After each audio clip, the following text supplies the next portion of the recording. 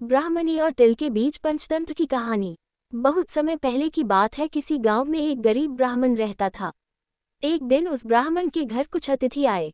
ब्राह्मण की स्थिति इतनी खराब थी कि उन अतिथियों को खिलाने के लिए घर में अनाज तक नहीं था। इस स्थिति को लेकर ही ब्राह्मण और उसकी पत्नी के बीच थोड़ी कहासुनी होने लगती है। ब्राह्मणी कहती है, तुम्हें पेट भरने योग्य अनाज कमाना भी नहीं आता है। इसी का नतीजा है कि आज घर में अतिथि आ खड़े हुए हैं और हमारे पास उन्हें खिलाने के लिए कुछ भी नहीं है। इस पर ब्राह्मण अपनी पत्नी से कहता है, कल कर्क संक्रांति है। मैं कल भिक्षा लेने के लिए दूसरे गांव जाऊंगा। वहां एक ब्राह्मण ने मुझे आमंत्रित किया है। वो सूर्य देव की तृप्ति के लिए कुछ दान देना चाहता है। तब तक जो कुछ भी घर में है उसे आदर सत्कार के साथ अतिथियों के सामने रखो। ब्राह्मण अपनी पत्नी को शिकारी और गीदड़ की एक कहानी सुनाता है। ब्राह्मण कथा की शुरुआत करता है। एक दिन एक शिकारी जंगल में शिकार की खोज कर रहा था। जंगल में कुछ दूर आगे बढ़ने के बाद शिकारी को एक काले रंग का पहाड़ जैसा विशाल सूअर दिखाई देता है।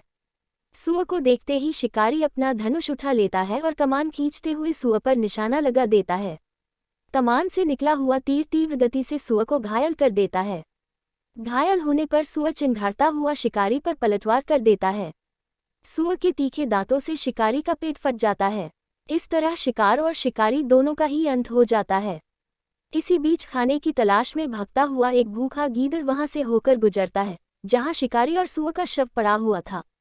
बिना मेहनत इतना सारा भोजन देख गीदड़ मन ही मन बहुत खुश होता है और मन ही मन सोचता है कि आज तो ईश्वर की बड़ी कृपा हुआ। ब्राह्मणी और तिल के बीच भोजन के साथ मुझे मिला है। बहुत समय पहले की बात है। किसी और आराम से ब्राह्मण रहता था। लंबे समय तक मैं एक दिन उस ब्राह्मण के घर कुछ अतिथि आए। इस तरह मैं इस ब्राह्मण के साथ लंबे समय खराब थी कि उन अतिथियों को खिलाने के लिए घर में अनाज तक नहीं था। तभी कहीं से एक कुत्ता आ जाता है और ब्राह्मण और उसकी पेशाब कर देता है, जिससे सभी दिन खराब हो जाते हैं। ब्राह्मणी कहती है, खराब हो जाने पर ब्राह्मणी अनाज कमाना भी नहीं आता है और सोचती है इसी का नतीजा है कि आज घर में अतिथियों को खिला सकती थी, हमारे पास उन्हें खिलाने के लिए कुछ भी नहीं है। काफी देर सोचने के बाद ब्राह्मण अपनी पत्नी से कहता है, कल कर्क ने सोचा कि अगर वह गंदे तिलों के बदले साफ लेने के लिए दूसरे गांव जाऊंगा तो कोई भी आसानी से मान जाएगा। मुझे आमंत्रित किया है, साथ ही किसी को भी सूर्य देव खराब होने की बात दान देना चाहता है।